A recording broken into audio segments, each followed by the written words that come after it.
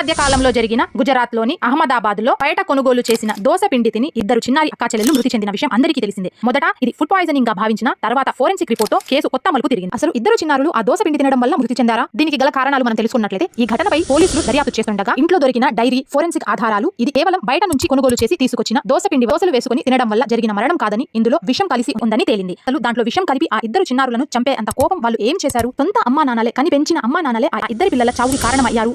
దానికి ఉన్న ఒకే ఒక కారణం ఆ ఇద్దరు పిల్లలు ఆడపిల్లలుగా పుట్టడం.